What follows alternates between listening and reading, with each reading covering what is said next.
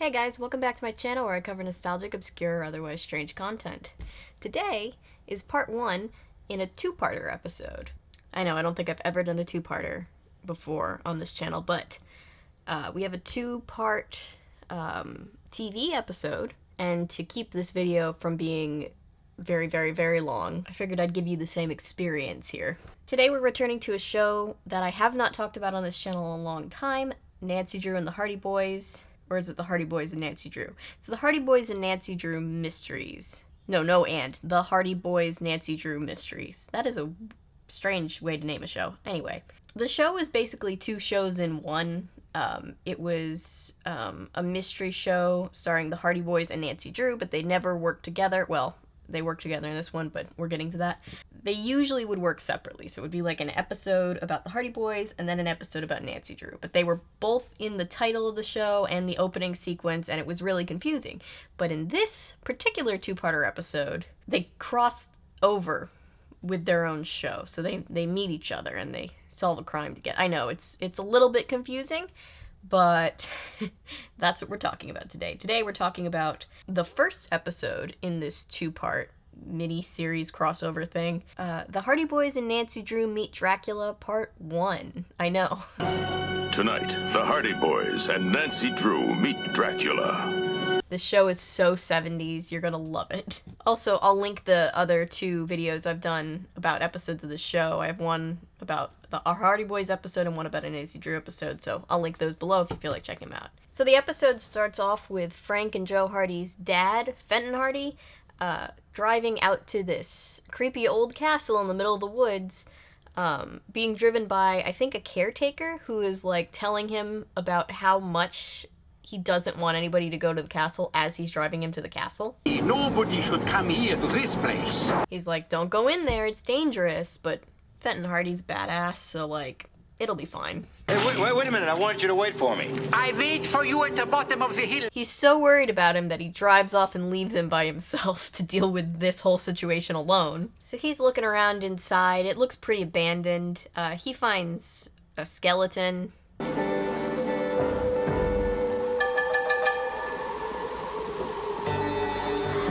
It looks like he almost throws up, which I do not blame him for.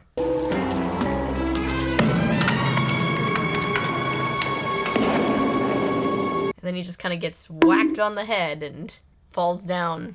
And we're not going to see him again for a long time. So maybe it's not fine. Maybe it won't be fine, but it'll be okay in the end, eventually. Probably. On that note, the show picks up 2 weeks later with Frank and Joe Hardy at a morgue in Paris. Very dark opening for this lighthearted show. They go to view a dead body that turns out to not be their dad, and they're very relieved, which I totally understand, but I also like on TV when people look at a dead body and they realize it's not their friend or family member, and they're like, oh, thank God. It still feels a little bit weird, because I totally understand why they're saying it, you know, it's gotta be relieving to not, you know that it's not your loved one, but it still feels a little bit wrong to look at any dead body and go, oh, thank God, under any circumstances. Next, the Hardy Boys go to a hotel that their dad was staying at and find somebody else skulking around in there. Who are you and what are you doing in this room? Isn't that our line? He basically tries to gaslight him, like, what are you doing in this room? I'm not the one with gloves pickpocketing around in the drawers. Inspector Stavlin. Remind Police. We've come here to find out what's happened to our father. I'm afraid I know only as much as you. But I will tell you everything I do know.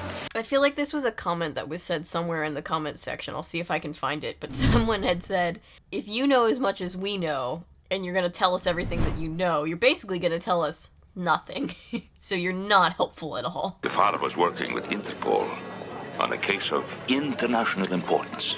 A series of spectacular theft paintings which emptied the museums of Europe.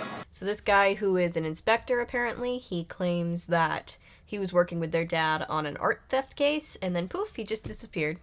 Why would our father call you Inspector? Your father was liaison between all the police departments of Europe. Fenton Hardy was the liaison between all the police departments in Europe? Good for him. Do you have any leads to these art thefts? Do you think it was a gang? I don't know what it is about the line, "Do you think it was a gang?" But it makes Frank Hardy sound like somebody who has never encountered an actual crime in his entire life. Like, maybe it's just the way he delivers it, but something about that line just seems really funny to me, because it sounds like Frank Hardy has no idea what he's talking about. I can't put my finger on why. So they go back to their dad's hotel, and they pull out the drawer, and they find his journal taped to the bottom of the drawer, and they're like, just like Dad always does, which is interesting, because it's like, why? If Dad's running true to form, his notebook should be right here. Is it really more secure there than stashed anywhere, like in your personal belongings? Like, I get it. It's a spy thing, but still. I like to imagine that at least once in his life, Fenton Hardy has, like, gone to do that and, like, tape the journal to the bottom, and, like, you know, it was like a faulty drawer in, like, a hotel chest of drawers, and he broke something, or the knob came off, and then he awkwardly had to go down to the front desk and be like, "Hey, I broke the thing in my room." I don't know. Anyway. List of dates: Munich, Vienna. These are the robberies. Meet at Ritz Hotel, Munich, June 11th, 5 o'clock. Book room 301 in the name of Fredericks. They find out that their dad had plans to meet up with somebody at a hotel in regards to this art theft case in Germany at a Dracula festival. So we don't travel as Frank and Joe Hardy looking for their father. We need a cover. And for some reason, I'm not fully clear on this either, the Hardy Boys decide that they need a cover. They can't just go and ask around for their dad by themselves. I guess because they don't want to, like, if he's deep undercover, they don't want to mess up that for him if he's been working on it. So, like, that makes sense. We could blunder in asking questions and mess up everything Dad's worked for, even endanger his life. But instead of just, like, making up some story and, like, having fake names or whatever, they decide that they need to join a band. And that's gonna be their cover. I'm Frank Hardy, and this is my brother Joe. Hi. And so they go and they basically tell this traveling British band that they're going to pay them to be in the band. Au revoir, Felix, my old son. Take care. Oh, and this is funny. They randomly say goodbye to this painter who says, Take care. Arrivederci? That's a bad pronunciation. I'm sorry to any Italian people, but that's my point. That's an Italian word. They're supposed to be in Paris. And, like, sure, an Italian-speaking person could be in Paris, but I think what happened was this show wanted to sound more authentic to where they were supposed to be, which was Paris, and they specifically gave this guy one line Take care. and forgot that it was an Italian word. But anyway, they managed to get in with the band because the band has no lead singer. How come none of you sing? Well, nobody speaks the same language, do they? And me, I got a voice that can break glass. We'd like to go along with you. Because reasons? Come on, Joe, sing a few bars. Frank's like, hey, my brother Joe, he can sing. 50 a night. Come on, everybody get down. That's rock and roll. Well, make it 60. Ouch. Also, does anybody else get stressed out when rich people in TV shows and movies just kind of throw around money? We'll pay you to take us along.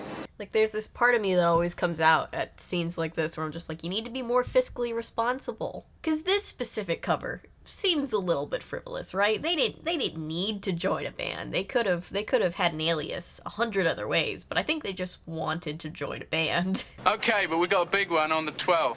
It's the Dracula Festival, you know, at the Count's very own castle. But the band's playing at this Dracula festival that their dad was supposed to meet up with somebody at, so it all works out. And so they go on a road trip to Munich with this band while they're all singing together. Very well, by the way. Even though 2 seconds ago, the one guitarist guy just said that they didn't have a lead singer because, you know, none of them could sing. I don't know. In the evening, she's a singer with her hand. Oh, la dee, oh, la da, life goes on. La, la, la, la, la, life goes on. Okay, so obladi oblada. We're in Germany now. In a couple of years, they have built a home sweet home. We're almost in Germany now. La, la, la, la, life goes on. Are we ever gonna get to Germany, guys? Need to watch out, boys. Say, oh, la dee, la da. Okay, now we're in Germany. I believe we're expected. We reserved suite 301. We did? Yes, for the 11th, in the name of Fredericks. So Frank checks them all into this hotel under the name that apparently their dad was going to check in under to meet with his contact. So much for ruining his whole plan and cover and whatnot. Anyway, he has the bellman take their stuff up to their rooms. You can bring the bags in here. I feel like they could have helped, carried something. Not make this older guy carry all their stuff for them. Well, this could be the only chance we have to get a break. You hungry? Thought you'd never ask. And so they're like, all right, we're here. Now we can go to work on this case. Let's go get something to eat. And so they go down to get something to eat. And while that happens, wouldn't you know, Hello, I'm here for Suite 301. our girl, Nancy Drew, and her friend Bess Marvin are also checking into this hotel. Let me guess. They don't have the reservation. Oh, they have it all right. Apparently, they've got some rock group booked into our contacts room. Turns out she's the contact that Fenton Hardy was there to meet. This creates some mass confusion because Nancy tries to check into the same suite that the Hardy Boys just checked into, and they're like, somebody's already in there. And she's like, I'm sorry, what? Is something wrong? No, that's fine. If you'll just send a bellman up with me. She's like, there must be some mistake. This is obviously my room, because it is. And she's like, can you send a bellhop up with me? And she goes off to get Bess, and then the bellhop comes over and does the Nazi salute? What? Sorry. Alright, I take it back. You carry up every one of those bags by yourself. I'm not sure what they were going for here. Anyway, Nancy goes and tells Bess that some random dudes are in their room. Apparently, they've got some rock group booked into our contacts room. I don't know. We'll find out when we get there. And it feels like Bess was supposed to have a line here, but she doesn't. And it just leaves Nancy to kind of argue with herself. But anyway. Look, if you please return these bags to the lobby and tell the clerk that these boys can stay with their 3 friends, but not with us. And so Nancy sends the bellhop back down to the lobby with the Hardy Boys stuff. And by the way, look at this sense of style. I hope to one day be this cool. I want to be as cool as Nancy Drew. They'll probably realize they've been caught and they'll be so embarrassed we'll never see them again. Surprisingly, I think she might be wrong. Because the Hardy Boys very conveniently see their stuff being brought down from the restaurant area where they're sitting, and Frank's like, oh, hell no. Why are my bags here in the lobby? I only obey orders, sir. Well, you're gonna get some new ones. Follow me while I get this straightened out. So Frank gets his stuff back up to the room. He sees the bags. He's told that 2 girls were the ones that came in the room, and he's like, girls? Those can't be my contacts, and he sends the bellhop away with their bags. Meanwhile, poor Joe just wants some food, and he can't get a hold of the waiter. Achtung! But your party didn't return, sir. I don't think that's how that works. Since when does the waiter at a restaurant do a head count and then just ignore you until all the people at the table are present? I think we'll have the, We're in a very big hurry. If you could help us out. Why, of course. But he'd rather help Nancy and Bess anyway, so poor Joe's just never gonna eat. Nancy, just this once, I think I'll go off my diet. Oh yeah, I forgot about that. Bess always used to have this thing where she was always dieting, and that was like one of her main personality traits. I never understood why they did that to Bess. So at this point, Nancy sees that her bags have been brought down, and she's absolutely had it. My orders are for you to take those bags right back up there. My girl's in pumps. She doesn't have time for this. She wore a cape for this nonsense, so she goes upstairs to kick some ass because she knows somebody's in her room when they shouldn't be.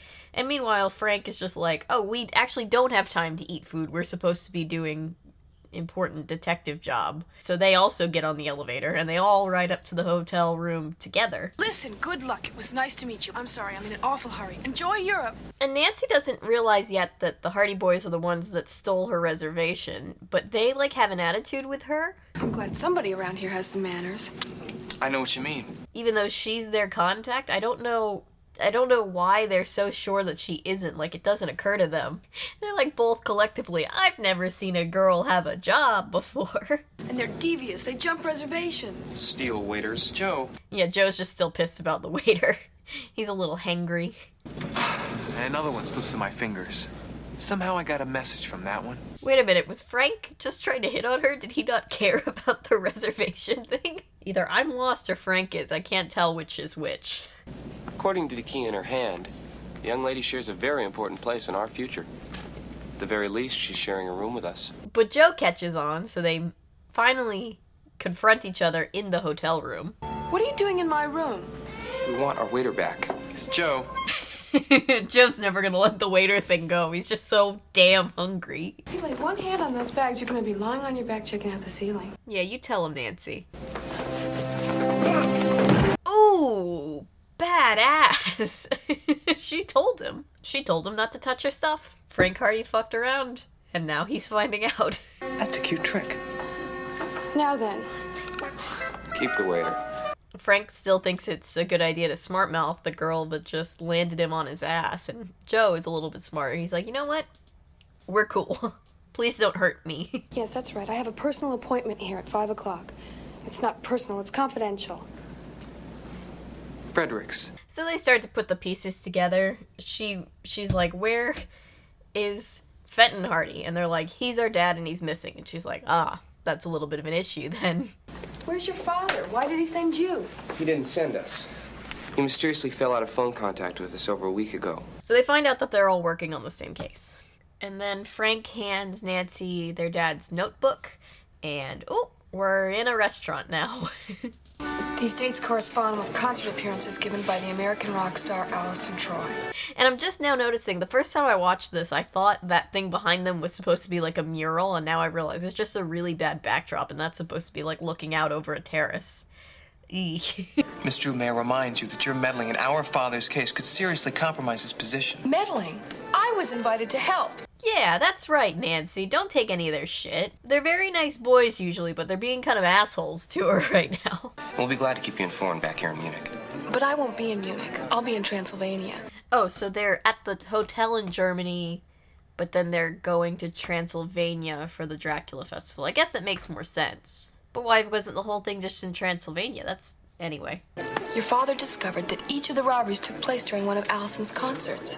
I always get confused because the show never has enough exposition somehow. Like, they have too much exposition and not enough exposition at the same time, and I always get lost.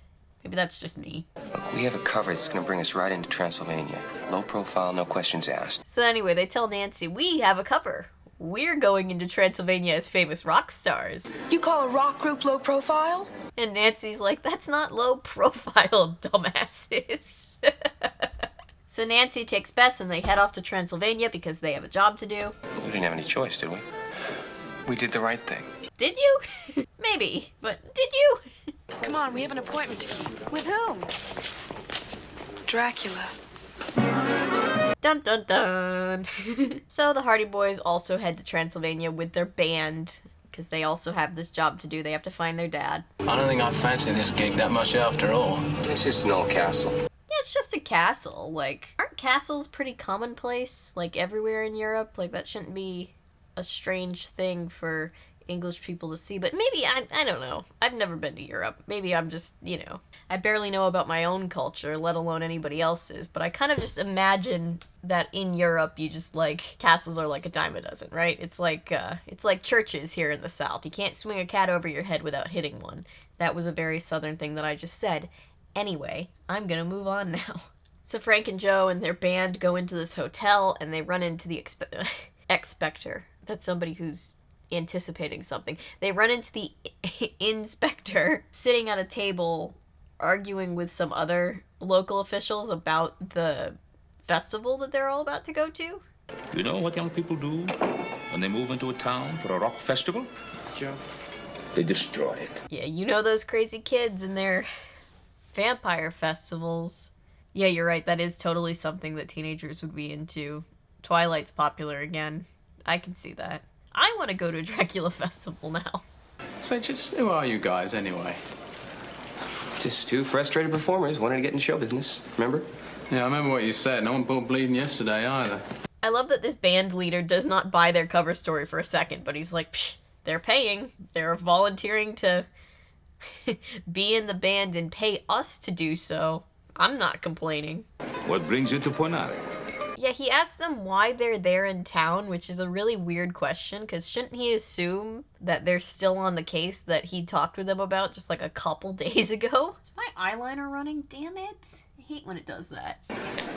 There is no Dracula festival. There is the Festival of St. Elias, which has been celebrated as a tradition for many hundreds of years. So the inspector he sees it as kind of insulting to his tradition / he brings up the fact. Our friend the mayor, of course, is referring to the Prince of Wallachia, the Impaler,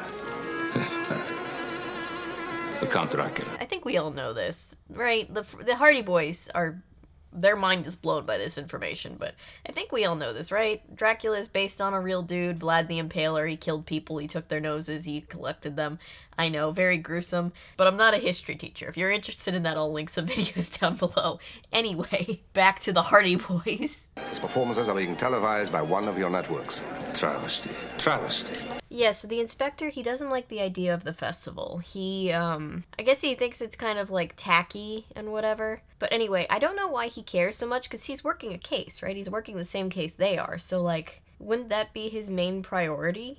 If his art theft case now had a missing person attached to it, he's got time to, like, stop and worry about, like, festivals and stuff? I don't know. I'm not really sure why, but anyway. We found Dad's notebook. It indicates he was following Alice and Troy's European tour. And you expect to find your father here? Oh, so he's not there for the festival? He's just supposedly there by coincidence? That's a little bit suspicious. Now, if you find anything, come to me immediately.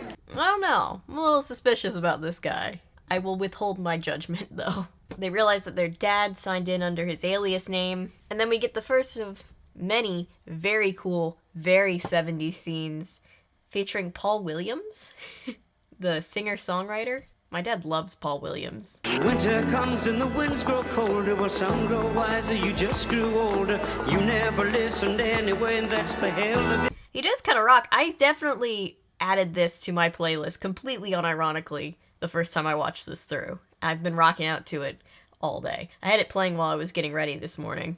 So you've got all these like Monster Mash festival goers. I think that's the same, isn't that the same Frankenstein from before, or like a similar one to like that earlier episode that I covered, if you've seen that one? I feel like I put that guy on the thumbnail. We've all come to say goodbye, goodbye. The inspector guy is just like, I do not approve of these teenagers. So here Paul Williams is playing Allison Troy, who's like a fictional rock star whose tour Fenton Hardy was following around because it coincided, all his tour stops coincided with all the art theft. So I guess he's a suspect. I used to love those Dracula teeth as a kid.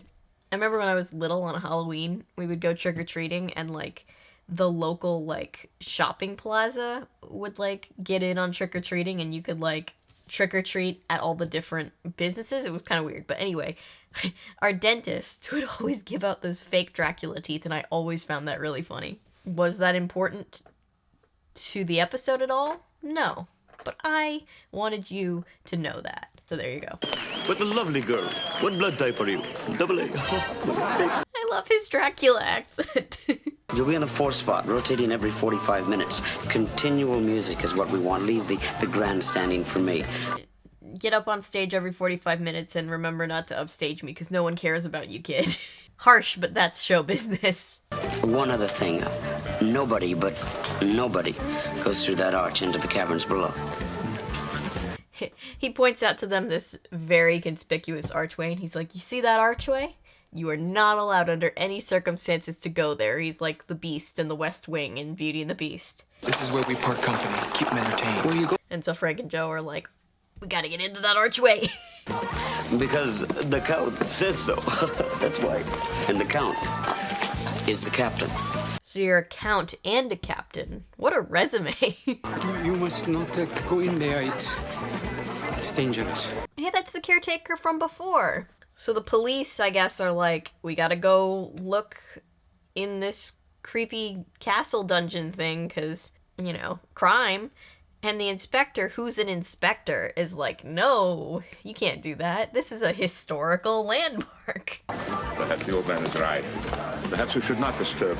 Really? Who? The undead? I guess he forgot what his job title is. So Frank and Joe split up. Joe takes on the role of frontman for this band, and he gives a very 70s performance. It's adorable. I played at parties, played in bars. I spent my money buying nudie towels. Meanwhile, Frank goes down into the dungeon area to look for clues. Nancy Drew and Bess show up, and they somehow manage to sneak past this guard without him noticing, just because his back is turned. Come on!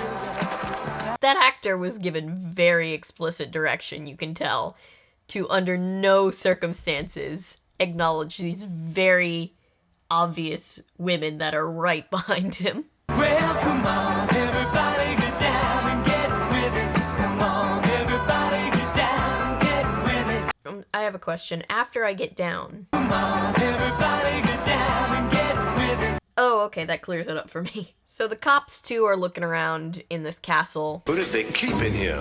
Ooh, is there a gift shop? Victims. So no gift shop? And so one of the police officers he goes missing while they're all looking around down here, and the caretaker's like, oh shit, what'd I say? I warned you. All of you. Oh, rubbish. He's dead now. Dracula got him. And they're like, he's probably fine. Life might be hanging in the balance. Yeah, that's what I'm afraid of. This place is so old, you can almost feel death. Somebody give Nancy and Bess some more comfortable shoes. Good lord. Frank finds the missing guy unconscious, so that's not so good. And then somebody padlocks him into the cell with the unconscious guy. Very bad day for Frank. And then I almost said Bess and George. George isn't there. That's a shame. I love George. Anyway, Nancy and Bess find Frank, who is with the maybe dead guy, and oh shit, he's got fang bites. He's got Dracula bites in his neck.